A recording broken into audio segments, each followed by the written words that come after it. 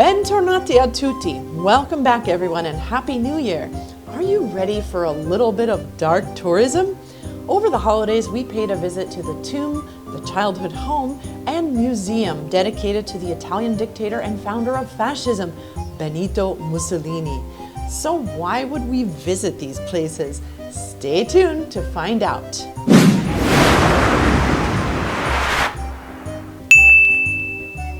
Just for the record, we are not Mussolini supporters and we are not fans of fascism. We are simply interested in history.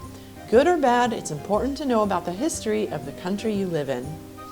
This is the mausoleum where Mussolini is buried, located in his hometown of Predappio in the Emilia-Romagna region of Italy, 200 miles northeast of Rome.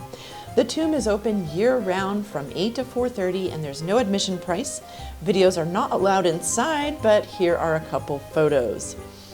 Next, on to Mussolini's childhood home, also in Predappio, which is now a museum.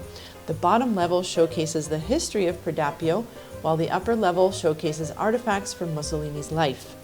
Mussolini was Italian Prime Minister from 1922 to 1945 and was called Il Duce.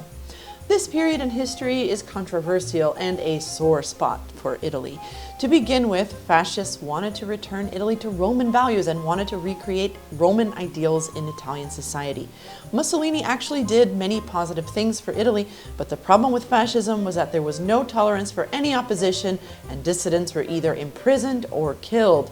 This is where it all started, the room where Mussolini was born. His life had a grim end in 1945 when he and his mistress were executed and hung upside down in a public square in Milan where crowds shouted and abused the corpses. He was buried in an unmarked grave, but in 1946 his body was dug up and stolen by fascists.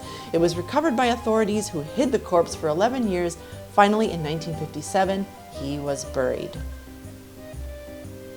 One very interesting and even shocking thing was this, as well as other gift shops dedicated to Mussolini, full of fascist symbols and paraphernalia, including some icons remnant of Hitler's regime. Because as you may know, Mussolini formed an alliance with Hitler in 1939 during the Second World War, known as the Pact of Steel. In fact, our tour guide in his house would later tell us that this was probably Mussolini's biggest mistake. But evidently there are still people supporting fascism and followers of the Mussolini regime, since the shop had a constant stream of people to buy souvenirs. You can find a variety of things to buy, including signs, hats, skulls, pillows, and even baby bibs. The next stop was Villa Carpena, the House of Memories Museum, the mansion where Mussolini lived as an adult with his family. It's in Forlì, a short drive from Predappio, and is run by a husband and wife team, longtime friends of the Mussolini family, who poured their whole life savings into buying this place and creating a museum to honor him. It's open every day from 9:30 to 12 and 2:30 to 6. Tickets are €15 and come with a tour of the inside. Group visits and tours can also be arranged for the house, which is full of Mussolini's prized belongings. First, we got our tickets from the owner, Domenico Morosini, and then we joined a group of about 15 other people having a tour. This here is the kitchen. Then we saw the dining room, his office, the foyer, the master bedroom, his daughter Edda's bedroom, and the study room containing 6,400 books. This is Adele, our amazing tour guide. I'll leave you with this, a statement by Mussolini.